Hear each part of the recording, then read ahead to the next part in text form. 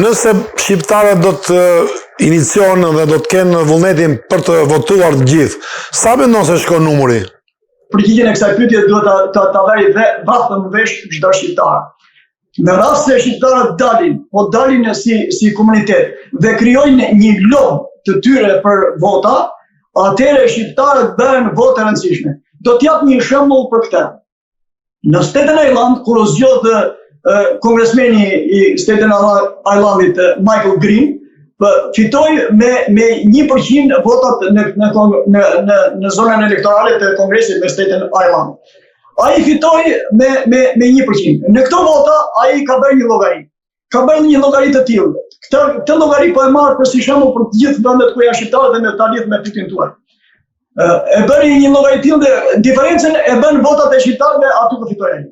Pra ai tha, në rast se ju nuk keni mundësi me bërë një kongresmen ose një senator me votën tuaj, ju keni mundësi me bërë ndryshimin. Në rast se ju mbledhni votat dhe krijoni një lobë shqiptarësh dhe bëni një votën e përbashkët, atëherë vota juaj ka aq rëndësi sa çdo kongresmen, çdo senator, çdo president ose zëvendës president, o çfarë do zgjedhje tjetër që bëhet në shtetin tuaj, ju do të vinë do t'ju kërkojnë ju ata, jo do të kërkoni ju ndihmën me atë kongresmenit të senatorit.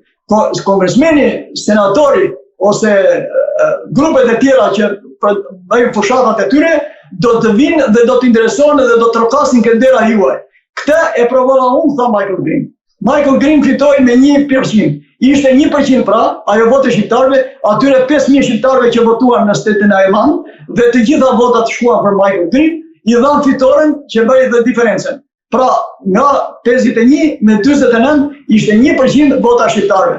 Nuk e bëri kongresmen shqiptarët, por shqiptarët bën atë, bën ndryshimin. Shumë faleminderit për këtë shembull kuptimplot. Mendoj se çdo shqiptar duhet të lëviz, por megjithatë duhet aktivistat të sjellin këto ndryshime, propozime, të shkojnë deri më deri, siç shkojnë këta që bëjnë fushat për të votuar për njërin ose tjetrin kandidat, shqiptarët të shkojnë grupet aktivistët që të thonë regjistrohen, nuk ka rëndësi për kë voton, por fillimisht të regjistrohen, duke paraqitur neve si komunitet i madh, thotë kemi dhe vëmendjen e Shtëpisë së Bardhë, gjithashtu edhe të departamentit shtetit, edhe na dëgjoj edhe më shumë për vendlindjen. Zoti Beqir, shqiptarët vazhdimisht edhe në emigracion janë tradicional dhe fatkeqësisht edukim tradicional e përdorin edhe në politikë. Po këto problemet politike zhvillohen shpejt, edhe duhet ndonjëherë të përdorësh pra fleksibilitetin. Si mendoni juve, a duhet shqiptarët të vazhdojnë akoma me këtë traditë apo duhet të shikojnë interesat tona të cilat janë aktuale? Duke bërë fjalë për votën tradicionale, si shtatë edhe ju, për votën që si kanë votuar shqiptarët për Clintonin, këtë votë shqiptarët tradicionale e provuan edhe në zgjedhjet e kaluara, në zgjedhjet e 2016-s, kur vota tradicionale, vota që dhanë për Clintonin, ishte në një kohë që kur shqiptarët votonin për Clintonin, lobi serb dhe serbët votonin për Donald Trumpin dhe fitoi Donald Trumpi. Ndërsa në këto zgjedhje lobi serb voton të kundërtën e asaj që votojnë gjithmonë shqiptarët.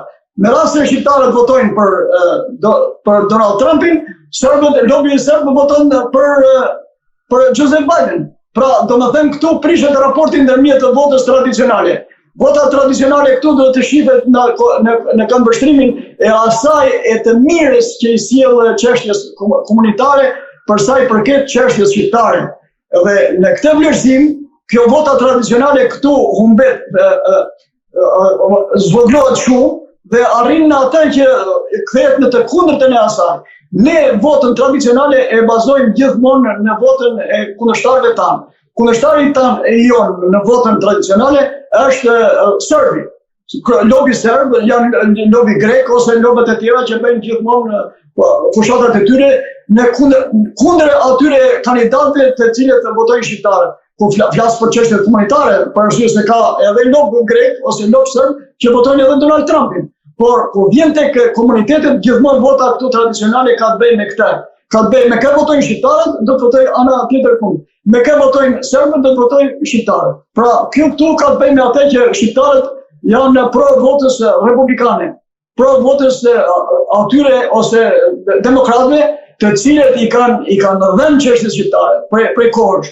Dhe të tillë kanë qenë presidentët e ndryshëm, prej nga Wilsoni, Reagani, ka Bushi i vjetër, ka qenë Clintoni, ka qenë George Bush i ri, Barack Obama dhe deri tek Donald Trumpi. Pra, vota tradicionale këtu është vota për atë që voton për çështjen shqiptare. Këtu votohet çështja shqiptare. Nga eksperienca, si funksionon politika amerikane dhe si ka funksionuar konkretisht për shtetin shqiptar dhe për Kosovën?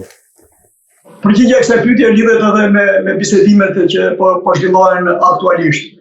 Dhe kjo ka të bëjë me politikën amerikane. Politika amerikane, vota e politikës jashtme amerikane nuk ka rëndësi, është me sa kam lexuar dhe kam para analizat dhe studimet që bëjnë për votën. Vota e politikës jashtme është diku tek 20-25% e votave që merret, që ndikon në votimin e presidentit.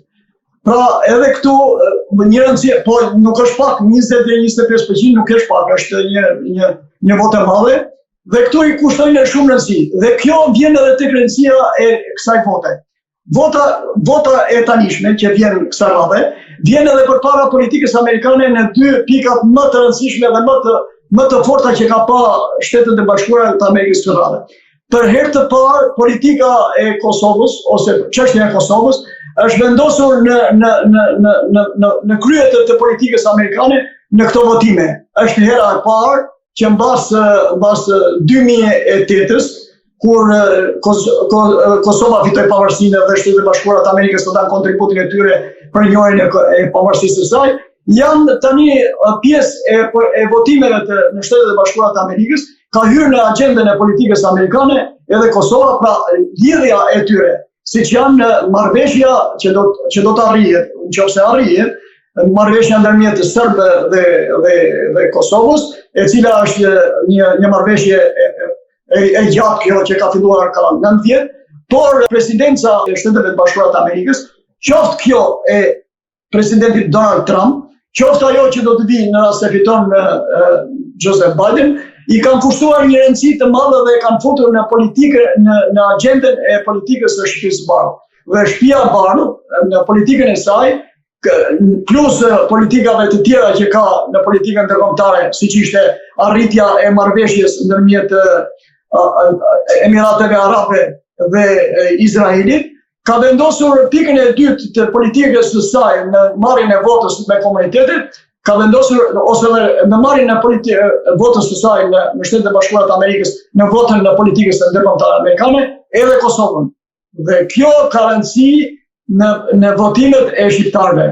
Dhe kjo do të arrihet patjetër dhe do të ketë një rezultat, do të ketë një marrëveshje, do të ketë edhe një diçka që ndoshta dhe do të jetë pak e dhimbshme për shqiptarët, ndoshta do të jetë edhe shumë e dhimbshme edhe për shqiptarët edhe për serbët, por kjo ka të bëjë me atë që politika amerikane e ka vendosur, domethënë, çështjen e Kosovës në krye të agjendave të saj, edhe në këto votime, në votimet presidenciale. Pra kjo është rëndësia e madhe që i kushtojnë Shtetet e Bashkuara të Amerikës në politikë. Por kjo nuk do të thotë se do të ndryshojë, sepse po erdhën demokratët do të ndryshojë kjo politikë. Në asnjë mënyrë. Kjo nuk do të thotë se po fitoi Donald Trump do të ndryshojë kjo politikë. Por që shfrytëzohet për këto momente, kjo nuk diskutohet. Çdo administrat e shfrytëzon politikën ndërkombëtare edhe për marrë votat në këtë këndvështrim. Për arsye se nuk janë pak. Janë rreth 25% e votave të një presidenti në rast se zgjidhet janë vota të politikës ndërkombëtare, ku përfshihet edhe politika e Kosovës. Kam një pyetje që jam shumë i shqetësuar personalisht, por edhe si institucion mediatik. Juve keni 30 vjet që punoni, jetoni dhe keni një eksperiencë gjatë në fushën e mediave, edhe aq më tepër kur jeni një media e lirë, e pavarur, edhe i suksesshëm se ç'keni qenë juve. Vite para, shqiptarët kanë pasur shumë miq, senator dhe kongresmen në Shtëpinë e Bardhë. Me vjen keq, por me largimin e të nderuarit Elot Engel, shqiptarët më duket sikur aktualisht ka ngelur pa miq. Cila është zgjidhja që ne të jemi sa më afër këtij institucioni, do thosha, të gjithë botës? Unë jo se jam pjesë e televizionit Alt TV USA dhe jo se po përkrah dhe po mbështes politikën editoriale të këtij televizioni me këtë koment që do t'jap kësaj përgjigje. Por dua të tregoj dhe të them dhe të gjithë atyre që e kanë parë dhe e shohin edhe e ndjekin televizionin Alt TV USA me këtë politikë që bëjnë duke kontribuar për të ndihmuar për të gjetur kongresmen, senatorë dhe miq të çështjes shqiptare, qofshin republikanë dhe demokratë. Dhe këtë punë që ka bërë Alt TV USA në këtë drejtim, qoftë me kongresmen, qoftë me senator, republikan apo demokrat, duhet ta ndjekë çdo medje, duhet ta ndjekë çdo organizatë dhe shoqat, duke vepruar në të mirë të çështjes shqiptare. Kemi humbur shumë, kemi humbur aq shumë sa nuk duhet të humbim më. Shqiptarët kanë pasur deri në 50 kongresmenë dhe senatorë, republikanë dhe demokratë. Sot nuk ke as edhe një, nuk ke as një kongresmen dhe as një senator që t'jetë i lidhur me grupet shqiptare, me grupet lobiste shqiptare për të bërë lobimin e çështjes shqiptare. Pra, në këtë drejtim, duhet të punoj media në atë parë, ashtu si ka punuar media jonë, siç ka punuar Alt TV USA me kongresmen të tillë dhe me senatorë si me Gary Peters ose edhe me kongresmenët aty në Michigan. Duhet të punojnë edhe në shtetet e tjera. Duhet të punojnë për të gjetur miqtë e vërtet dhe ata që na ndihmojnë për çështjen shqiptare. Jemi në momentet më të vështira në këtë drejtim për të pasur sa më tepër miq. Domethënë, një rënje kaq e madhe është për të analizuar, duke pasur deri në 50 kongresmenë dhe senatorë dhe duke ardhur në një ditë si kjo, kur humbëm edhe Leo Tengel dhe nuk kemi asnjë, duhet ta ngrem në një shqetësim të madh komunitar në komunitetin shqiptar për të organizuar dhe për të gjetur miqtë e vërtet për t'i përkrahur dhe për të ndihmuar. Dhe një rast i veçantë ishte rasti i fundit këtu në New York me kongresmenin Zeldine. Kongresmeni Zeldine bëri një fushatë elektorale në të cilën morën pjesë grupe shqiptarësh, ku erdhën dhe shqiptar nga Michingeni për ta përkrahur dhe mbështetur ata.